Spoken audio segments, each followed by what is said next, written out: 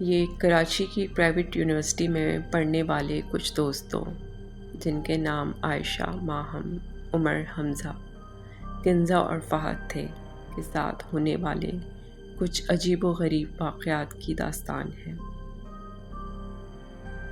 یہ سب دوست اپنے سیکنڈ سیمسٹر سے فارغ ہوئے تھے اور اتنی ٹف پڑھائی کے بعد اب یہ سوچ رہے تھے کہ اپنے مائنڈ کو ریفریش کرنے کے لیے مل کر کسی ٹرپ کا پلان بنائیں۔ ان میں سے زیادہ تر اپ نارتھ جانے میں انٹرسٹڈ تھے، لیکن کنزا اور عائشہ کے پیرنٹس کی طرف سے اتنے زیادہ دور جانے کی پرمیشن نہ ملنے پر ان لوگوں نے سوچنا شروع کیا کہ کہیں قریبی ہی کوئی شارٹ ٹرپ ارینج کر لیا جائے، اور سب کے مائنڈ میں ایک ہی اسپاٹ آیا اور وہ تھا گورکھ ہل اسٹیشن۔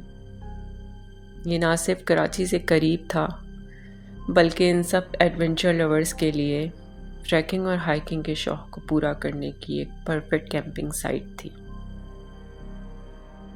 گورکھ ہل صوبہ سندھ کے ضلع دادو میں ایک پہاڑی چوٹی ہے۔ اس کی بلندی 1700 میٹر ہے۔ یہ سیاحوں کے پیدل سفر کرنے اور ٹریکنگ کے لیے کافی بہترین جگہ ہے۔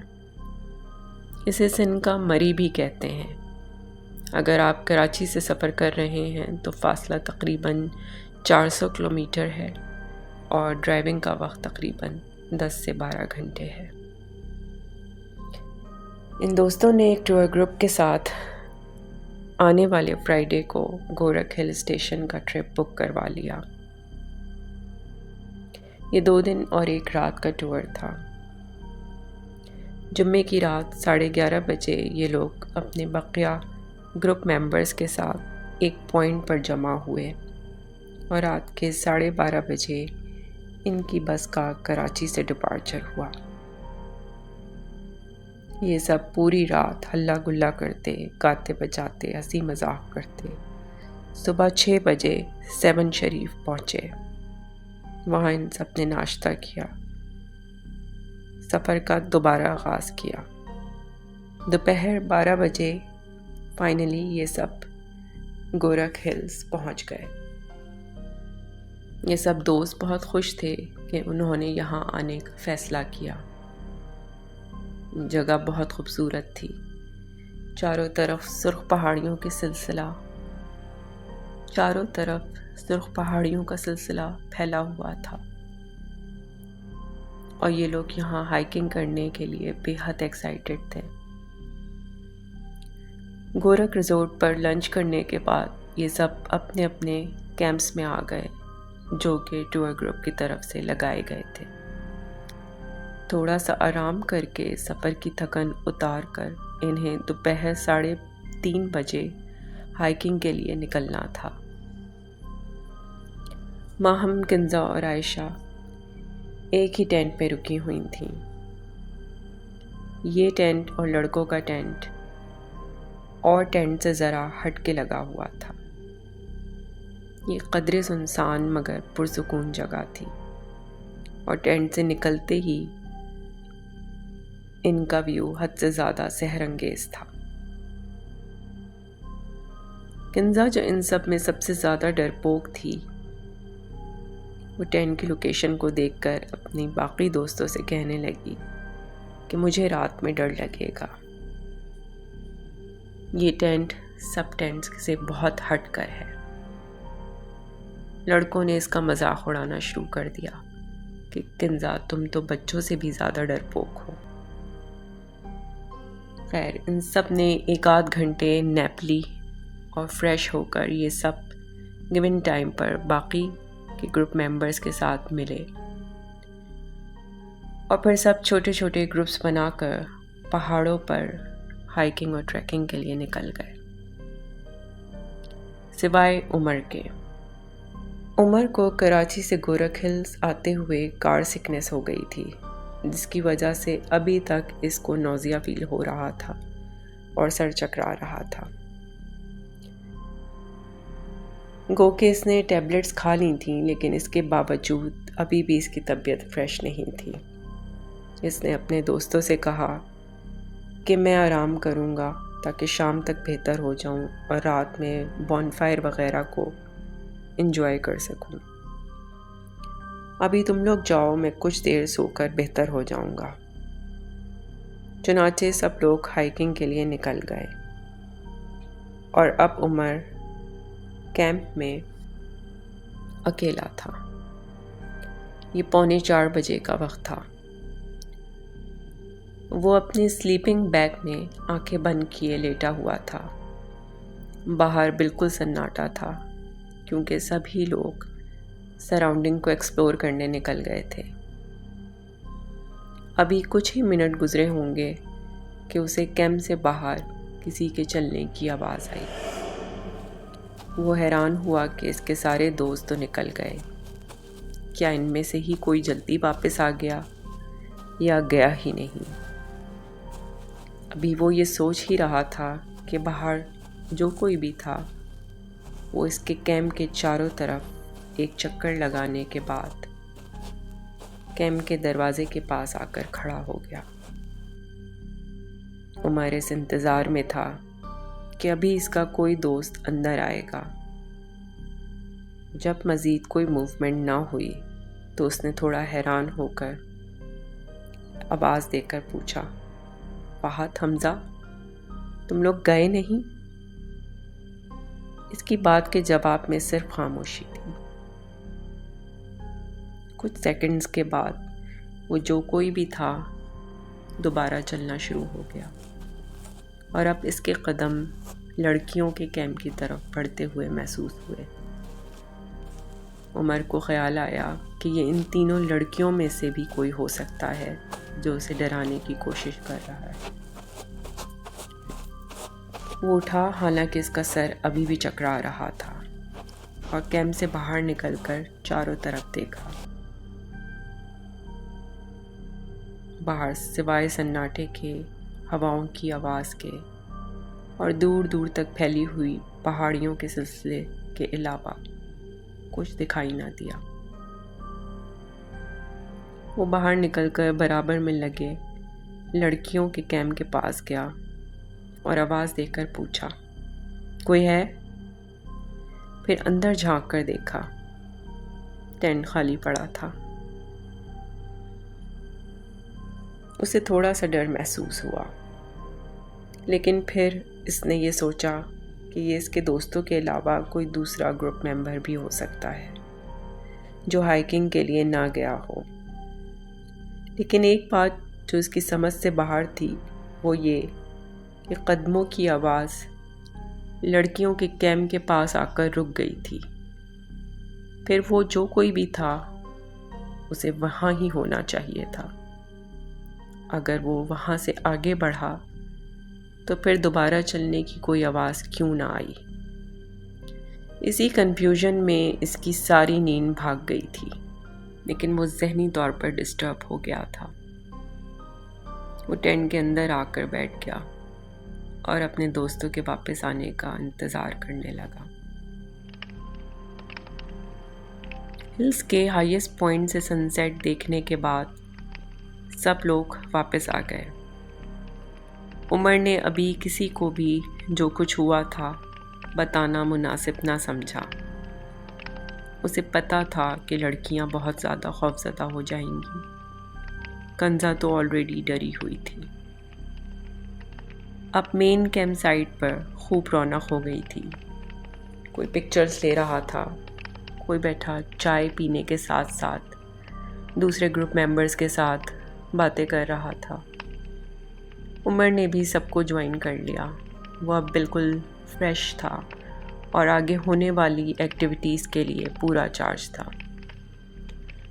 9 بجے سب نے ڈنر کیا اور پھر بون فائر سٹارٹ ہوا۔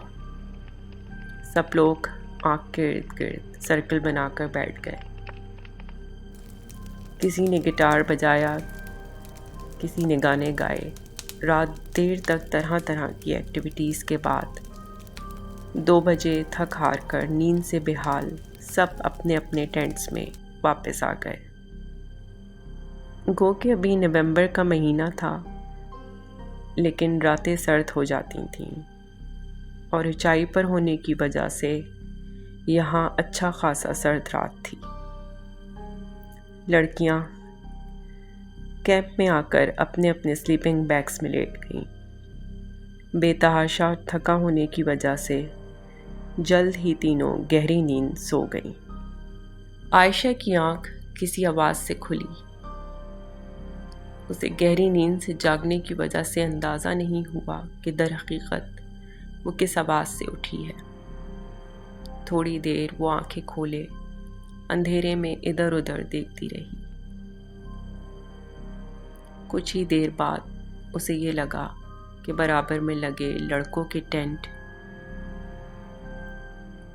کے پاس سے یہ آوازیں آ رہی ہیں۔ یہ کسی کے چلنے کی آواز تھی۔ کوئی برابر والے ٹینٹ کے ارد گرد چکر لگا رہا تھا۔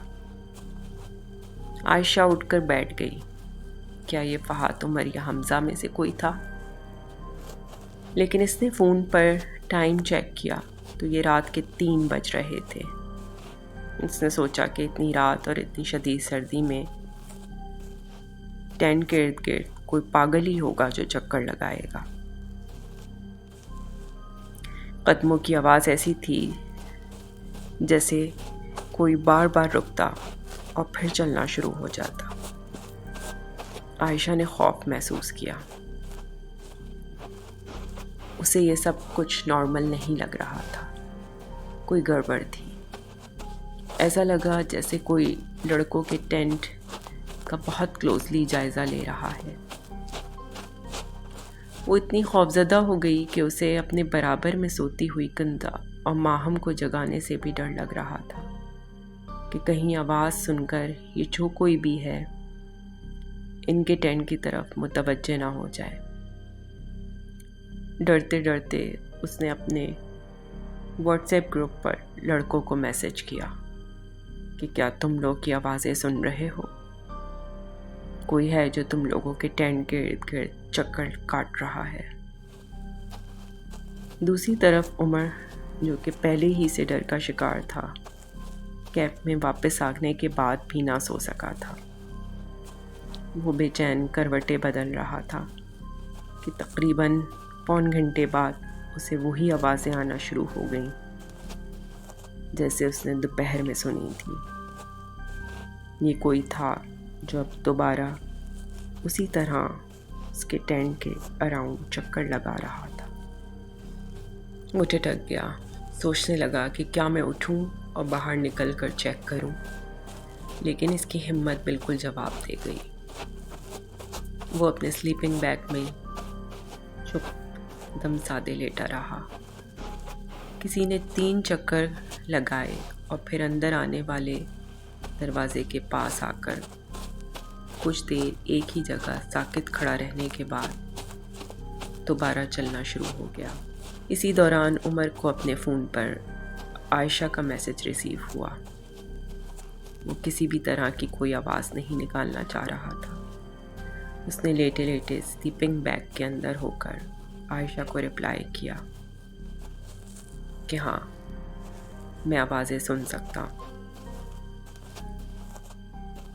وہ ابھی سوچ ہی رہا تھا کہ کیا کرے کہ اسی اثنا میں قدموں کی آواز اس کے بالکل برابر آ کر رک گئی۔ عمر کا حلق خشک ہو گیا۔ کیا وہ جو کوئی بھی ہے اسے دیکھ چکا تھا؟ لیکن یہ کیسے ہو سکتا ہے؟ عمر سانس روکے لیٹا تھا کہ اسے محسوس ہوا جیسے کسی نے اپنا ہاتھ ٹینٹ پر رکھ کر ٹینٹ کی وال کو پش کیا۔ وہ ڈر کر بیٹھ گیا۔ اتنی دیر میں برابر میں لیٹے حمزہ کی آنکھ بھی کھل گئی اور اس نے عمر سے گھبرا کر پوچھا، یہ کیسی آوازیں آ رہی ہیں؟ عمر نے انگلی منہ پر رکھ کر اسے چپ ہونے کا اشارہ کیا۔ جیسے ہی حمزہ کی آواز سنی، وہ جو کوئی بھی تھا ان کے ٹینٹ کو چھوڑ کر لڑکیوں کے ٹینٹ کی طرف جانے لگا۔ اب قدموں کی آواز دور ہو گئی اور برابر ٹینٹ میں عائشہ نے ڈر کر کنزا اور ماہم کو جگا دیا تھا اور وہ تینوں بیٹھی ہوئی یہ تمام آوازیں صاف سن رہی تھیں۔ کنزا کانپ رہی تھی اور ماہم کے گلے لگ کر منہ چھپائے سسک کر رو رہی تھی۔ وہ جو کوئی بھی تھا ٹینٹ کو دھکے لگا رہا تھا، اور اس کی سانسوں کی آواز کسی حیوان کی طرح تھی، لیکن قدموں کی آواز سے پتہ چل رہا تھا کہ وہ کوئی جانور نہیں ہے۔ تینوں لڑکے نہ صرف خوفزدہ تھے بلکہ لڑکیوں کے ٹینٹ کے ارد گرد کسی کے زور زور سے چلنے اور گہری گہری سانسوں کی آواز صاف سن رہے تھے۔ عمر نے ہمت کر کے گروپ آرگنائزر کو کال ملا دی۔ کافی دیر کے بعد اس نے گہری نیند سے اٹھ کر جب فون پک کیا تو ساری صورتحال عمر نے جلدی بتائی کہ کوئی ہم لوگوں کو بہت دیر سے ہراس کر رہا ہے، آپ لوگ جتنی جلدی ہو سکے ادھر آئیں۔ لڑکیاں خوف سے شیور کر رہی تھیں۔ جیسے ہی انہیں ٹارچ کی لائٹس نظر آئیں اور لوگوں کے بڑھتے ہوئے قدموں کی اور باتوں کی آوازیں آنا شروع ہوئیں، ایک دم وہ جو کوئی بھی لڑکیوں کے ٹینٹ کے آس پاس تھا تیزی سے بھاگتا ہوا ٹینٹ کے پیچھے کھائی کی طرف گیا، اور یکدم اس کے قدموں کی آواز آنا بالکل بند ہو گئی۔ سب لوگ جمع ہو گئے تھے۔ یہ لوگ کیمپ سے باہر آئے، ٹارچز کی لائٹ ڈال کر اس طرف دیکھا گیا جہاں قدموں کی آواز جا کر غائب ہو گئی تھی، تو ادھر گہری کھائی تھی اور اس کے بعد دور دور تک پہاڑی سلسلہ تھا، کہیں کچھ دکھائی نہ دیا۔ ان دوستوں کی ڈری ہوئی حالتیں دیکھ کر سب یقین کر رہے تھے کہ جو کچھ بھی یہ لڑکے لڑکیاں بتا رہے ہیں وہ حقیقت ہے، کوئی گمان نہیں ہے۔ لیکن سب کی سمجھ سے یہ بات باہر تھی کہ اگر وہ جانور نہیں تھا جیسا کہ یہ لوگ یقین سے بتا رہے تھے، تو پھر وہ کیسے ان پہاڑوں میں اچانک غائب ہو گیا۔ سب لوگ اندر ہی اندر ڈر چکے تھے، اور گو کہ کوئی بھی یہ کہنا نہیں چاہ رہا تھا، لیکن ہر ایک کو اندازہ تھا کہ ان دوستوں نے جو ایکسپیرینس کیا ہے وہ پیرانارمل ہے۔ نیند اب کسی کی آنکھوں میں بھی نہ تھی۔ صبح ہونے میں کچھ دیر باقی تھی۔ ان لوگوں کے پلان میں یہاں سن رائز دیکھنا بھی تھا، لیکن ان حالات کے بعد کسی کا بھی یہاں رکنے کا دل نہیں تھا۔ کنزا بہت خوفزدہ تھی اور مستقل واپس جانے کی ضد کر رہی تھی۔ سب کے متفقہ فیصلے کے بعد گیون ٹائم سے 2 گھنٹے پہلے ہی ریپ اپ کر کے یہ گروپ واپسی کے لیے کراچی کی طرف روانہ ہو گیا۔ لیکن یہ ٹرپ کنزا، ماہم، عائشہ، فہد، حمزہ اور عمر کے ذہن میں کبھی نہ بھولنے والے بھیانک لمحات کو ہمیشہ کے لیے نقش کر گیا۔ اگر آپ کو یہ سٹوری پسند آئی ہے تو پلیز لائک، سبسکرائب اور شیئر ضرور کریں، اور مجھے کمنٹس میں بتائیں کہ آپ کو اس سٹوری میں کیا اچھا لگا اور کیا نہیں۔ آپ کی سپورٹ کا بہت بہت شکریہ۔